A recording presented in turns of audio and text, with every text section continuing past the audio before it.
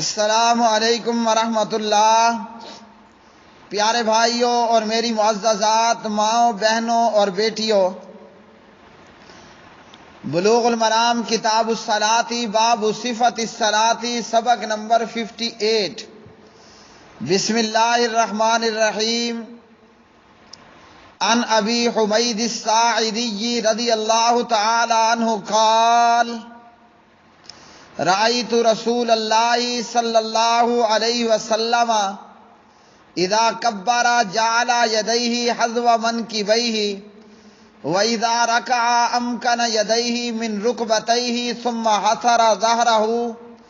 فَإِذَا رَفَعَ رَأْسَهُ اسْتَوَى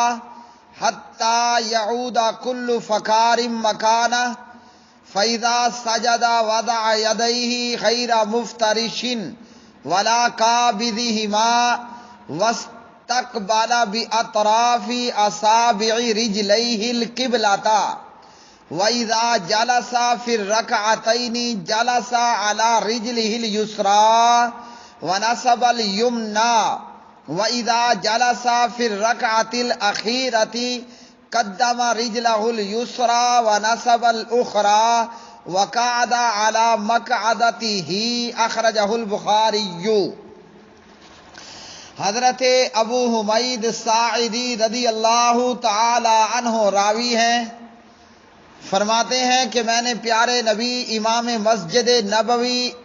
حضرت محمد صلی اللہ علیہ وسلم کو دیکھا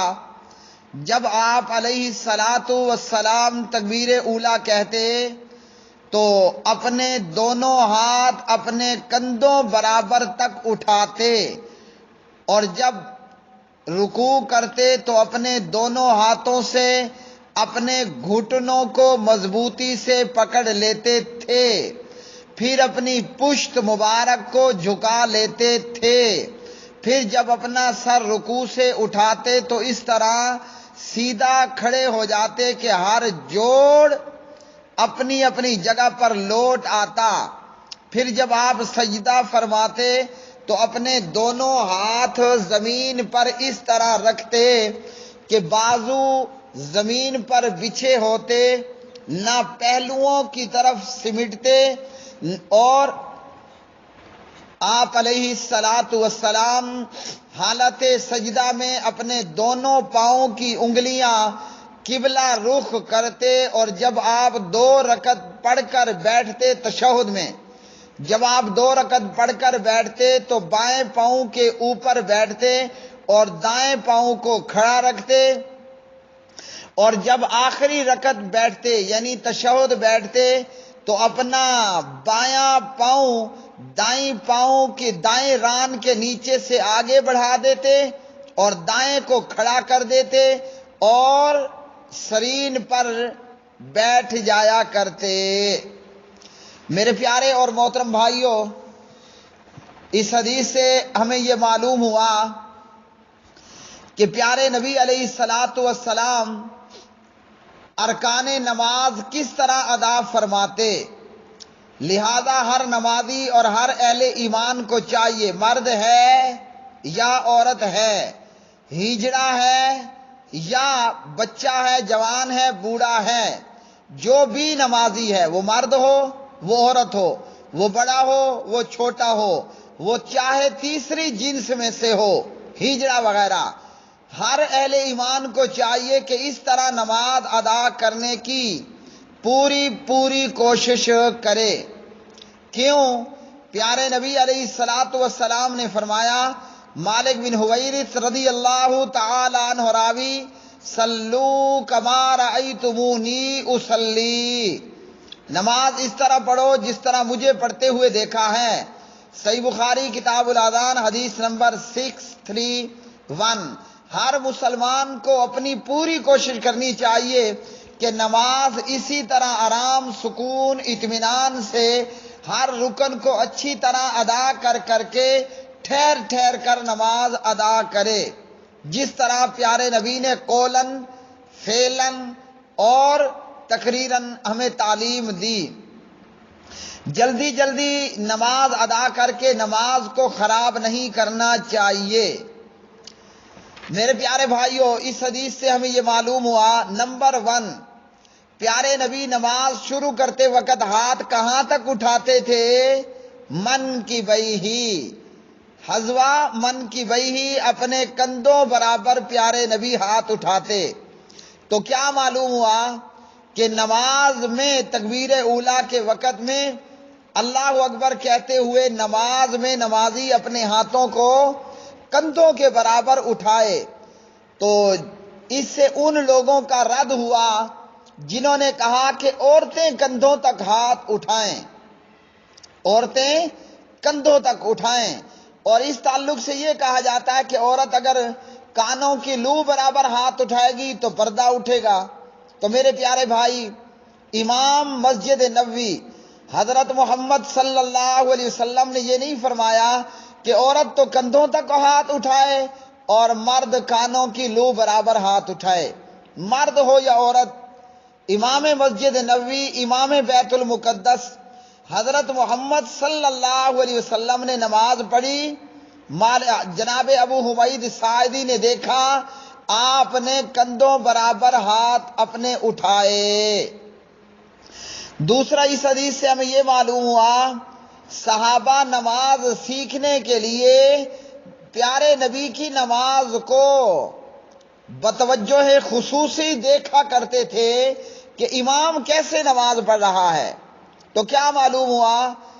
کہ نماز کتنی امپورٹنٹ، کتنی جو ہے وہ مخصوص اور کتنی معیار والی چیز ہے، کتنی اہم چیز ہے کہ بندہ نماز پڑھتے ہوئے امام کو دیکھے اور امام کی نماز کو دیکھ کر امام سے مقتدی نماز سیکھے۔ جیسے صحابہ نماز نبی کو پڑھتے ہوئے دیکھتے اور پھر جس طرح پیارے نبی نے نماز پڑھی اس طرح نماز پڑھتے اور آگے امت کو نبی کی نماز کے پڑھنے کا طریقہ بتلاتے۔ اس حدیث سے ہمیں یہ معلوم ہوا کہ رکوع کرتے ہوئے اپنے ہاتھوں سے گھٹنوں کو مضبوطی سے پکڑنا اور رکوع میں مکمل صحیح برابر میں پشت کا جھکا دینا، پھر رکوع کے بعد کھڑے ہو کر سمی اللہ کہتے وقت میں فوراً سجدے میں نہ دوڑ جانا بلکہ آرام سکون سے کھڑے رہنا یہاں تک کہ ہر جوڑ اپنی جگہ پر لوٹ آئے، اور پھر اس میں مسنون نبوی دعائیں ربنا ولک الحمد حمدن کثیرن آگے دیگر دعائیں پڑھنا۔ اس حدیث سے ہمیں یہ معلوم ہوا کہ نماز پڑھتے ہوئے آدمی کو چاہیے کہ جب وہ زمین پر اپنے ہاتھ بازو وغیرہ رکھے تو جیسے پیارے نبی نے کیا ویسے ہی کرے۔ آپ علیہ الصلاۃ والسلام نے اپنے ہاتھ زمین پر رکھے، بازو زمین پر رکھے، بازو زمین پر نہ بچھے ہوئے تھے نہ پہلوؤں کی طرف تھے، یعنی سجدہ کرتے ہوئے آدمی کا جو بازو ہے وہ زمین سے اوپر اٹھا ہوا ہو۔ کیوں کہ پیارے نبی نے نماز پڑھی، وہ نبی جو مسجد نبوی کا امام تھا، مسلمان مردوں کا امام، عورتوں کا امام، ہیجڑوں کا امام، بچوں کا امام، بوڑھوں جوانوں بیماروں مریضوں سب کا امام، تو امام مسجد نبوی حضرت محمد صلی اللہ علیہ وسلم نے نماز پڑھی اس طرح کہ آپ صلی اللہ علیہ وسلم کے دونوں ہاتھ زمین پر بچھے ہوئے، بازو زمین پر بچھے ہوئے نہ ہوتے اور دونوں بازو پہلوؤں سے بھی دور ہوتے۔ جبکہ ہم نماز کیسے پڑھتے ہیں؟ بازو زمین پر بچھے ہوئے یا پہلوؤں سے چمٹے ہوئے، اور خاص کر عورتیں جب خواتین نماز پڑھتی ہیں بازو زمین پر بچھا لیتی ہیں اور اسی طرح اپنے پہلوؤں کے ساتھ بازوؤں کو جو ہے وہ ملا لیتی ہیں، تو بازو زمین پر بھی بچھے ہوئے نہ ہوں اور پہلوؤں کے ساتھ چمٹے ہوئے بھی نہیں ہونے چاہیے۔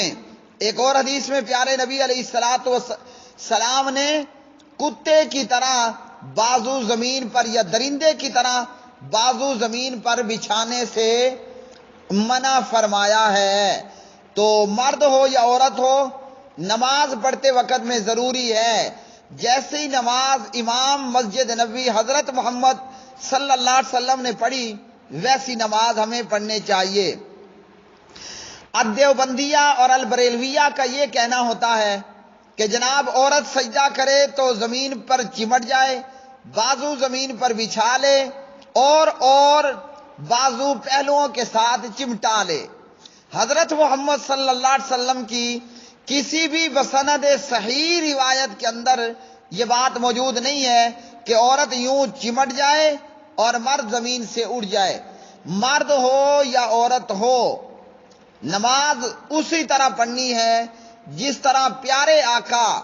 امام مسجد نبوی امام بیت المقدس حضرت محمد صلی اللہ علیہ وسلم نے پڑھی۔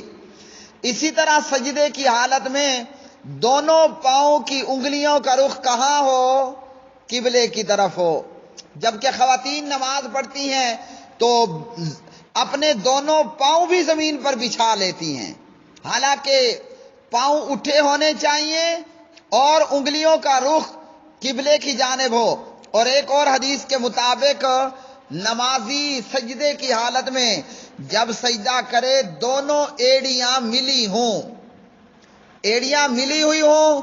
اور انگلیوں کے رخ وہ قبلے کی جانب ہوں، تو کیسے نماز ہوگی؟ سجدے میں پاؤں کھڑے ہونے چاہیے اور زمین سے اٹھے ہوئے نہیں ہونے چاہیے، زمین پر بچھے ہوئے نہیں ہونے چاہیے، اور پاؤں کی انگلیوں کا رخ وہ قبلہ رخ ہونا چاہیے۔ یہاں بھی خواتین جو نماز پڑھتی ہیں تو ان کا نماز کا طریقہ سنت نبوی صلی اللہ علیہ وسلم کے برعکس ہوتا ہے۔ اچھا جی، اس حدیث سے ہمیں یہ معلوم ہوا جب پیارے نبی علیہ الصلوۃ والسلام پہلے تشہد میں بیٹھتے تو آپ علیہ الصلوۃ والسلام اپنے بائیں پاؤں کے اوپر بیٹھتے، بایاں پاؤں زمین پر بچھا کر اپنی سرین، جسے ہماری سرائکی میں ڈنگر کہتے ہیں، چوتڑ، تو اپنی سرین جو ہے وہ پاؤں کے اوپر رکھ دیتے، بائیں پاؤں کو زمین پر بچھاتے اور اپنی سرین اس کے اوپر رکھ دیتے، اور دایاں پاؤں آپ علیہ السلام کھڑا کرتے تھے۔ اور جب آپ آخری رکعت میں تشہد بیٹھتے، بھلے وہ نماز کی تیسری رکعت ہو یا چوتھی رکعت ہو یا فجر کی نماز ہے تو دوسری رکعت ہو، جب آپ آخری رکعت میں بیٹھتے آپ علیہ السلام اپنا بایاں پاؤں دائیں پاؤں کی ران کے نیچے سے آگے بڑھا دیتے۔ جب پیارے نبی علیہ الصلوۃ والسلام آخری رکعت میں بیٹھتے تو اپنا بایاں پاؤں، یہ جو دائیں پاؤں کی پنڈلی ہے، اس کے نیچے سے آگے کو نکال دیتے جیسے میں ویڈیو میں دکھا چکا ہوں، اور دایاں کھڑا رکھتے اور سرین پر بیٹھتے۔ تو یہ ہے پیارے نبی علیہ الصلوۃ والسلام کا آخری تشہد میں بیٹھنے کا طریقہ، کہ پیارے نبی جب آخری تشہد میں بیٹھتے، آخری رکعت کے تشہد میں، تو اپنا بایاں پاؤں دائیں پنڈلی کے نیچے سے باہر نکالتے اور اپنے بائیں جانب کے کولہے پر بیٹھتے، یعنی اپنی سرین کو پھر زمین پر لگا دیتے تھے۔ اب یہاں اس کو کہا جاتا ہے تورک۔ یہ ہے نبی علیہ السلام کا آخری رکعت میں تشہد بیٹھنے کا طریقہ، کہ پیارے نبی صلی اللہ علیہ وسلم یہ دایاں پاؤں ہے اس کو کھڑا کر لیا اور بائیں پاؤں کو دائیں پاؤں کی پنڈلی نیچے سے نکال کر زمین پر بچھا لیا۔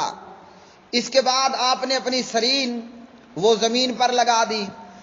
اب عورتیں تو اس طرح نماز میں آخری تشہد کے اندر بیٹھتی ہیں، لیکن مرد حضرات، ان میں اہل حدیث بھی غیر اہل حدیث بھی، الا ماشاءاللہ وہ اہل حدیث جو اس تعلق سے